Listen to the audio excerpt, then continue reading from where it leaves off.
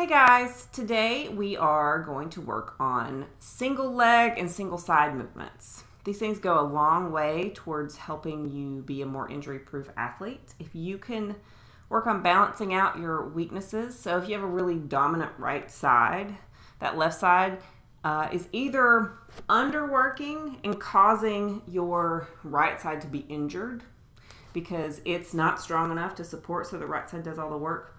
Or sometimes that imbalance shows up in an injury. So the best thing to do is just try to find those weaknesses and work on them. And so that's what we're going to do today.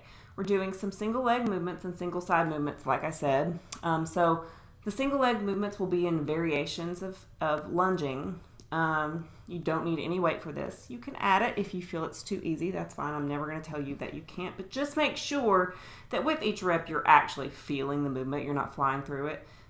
It's a good workout without weights, but if you want some dumbbells, that's fine. Barbell would actually be fine too for part of this. And then we're going to do some side planks. So, and you can ramp up the planks as well. I typically don't need to because I just don't, but you can make them as fancy as you want. And we'll talk about that in a few minutes. But I'm going to go through the actual movements. And then if you want to know the rep scheme again, we'll talk about it, but it's going to be in the notes of this video. So if you get confused, don't worry. Just check the notes. It will explain what we're doing. We're going to go through, the workout itself will be 4 rounds, but I'm going to talk you through what we're actually doing right now. Okay, so we're going to start with a curtsy lunge. I'm going to stand up here for you. And a curtsy lunge is just a really good movement to help activate your glutes and your hamstrings, but we get this gluteus medius, which is this side part of our glute, which is really hard to hit a lot of times. It's hard to make it stronger. You'll see people do banded walks where they'll put bands around their knees and walk side to side because it activates that, and that's great. But this is another movement, and we're really going to make sure we go to full depth so that we really hit those muscles right now. So a typical curtsy lunge just looks like this. And I've done these before, and notice that back knee's not going all the way down, and we're standing up, and they're difficult enough. You can hold dumbbells when you do that. But what we're going to do today is we're going to go all the way down to the ground, okay? So we're going to do a curtsy lunge, and we're going to start on this right side, and you're going to go all the way down.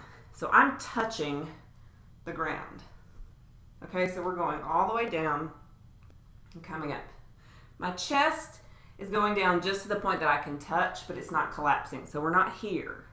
Keep that chest up, core tight, and you're just moving. So my back knee is touching the ground, and my hand is touching the ground. Now, little tip. If you don't feel it in your hamstrings and your butt, adjust to the point that you do. You should feel it a little bit in your thighs, but that's not the mover we're working today. That's a big mover, but we use it enough. Most people are really quad dominant. So today, we're trying to isolate this area right here. So you're going to go through that 30 seconds on the right side, and then you're going to switch, and you're going to do 30 seconds on the left side, all right? And you don't have to go straight into it, but I really want them to be pretty seamless. So there's no big breaks in here. Try to go 30 seconds rolling right in. So just start a clock and just roll right into the next movement, okay? The next thing we're going to do is what I call the run and reach, and it's a great balance and stability movement. So you're going to need to go as slow as you have to in order to make sure you're doing this movement correctly. You're going to start in a standing position, and you're basically going to bend down, touch the ground, come back up. Bend down, touch the ground, come back up. Notice that foot does not touch the ground. And we're just rocking back and forth. Whoop! If you're like me, sometimes you get a little wobbly. But you're going to go 30 seconds on one side, 30 seconds on the other. Whoop! Keep your core super, super tight. This is a great little balance and stability work for really everything.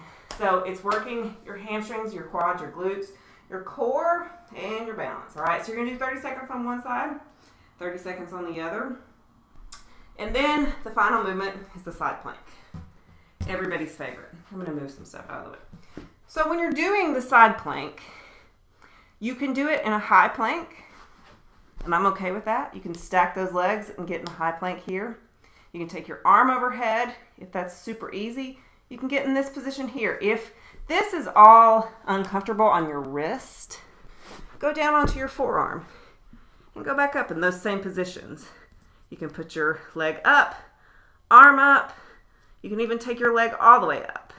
So whatever is the best position for you, where you have good core stability and good strength and you feel balanced and in control, that's what you need to do. So you'll do 30 seconds on that side, 30 seconds on the other. Okay, so 30 and 30 of the curtsy lunge, 30 and 30 of the run and reach, 30 and 30 of the side planks. You're going to go through that 4 total times. Okay? So it's about a 12-minute workout, not long at all. It's a really, really great one. I hope you enjoy it. Thanks for watching. Have a great day.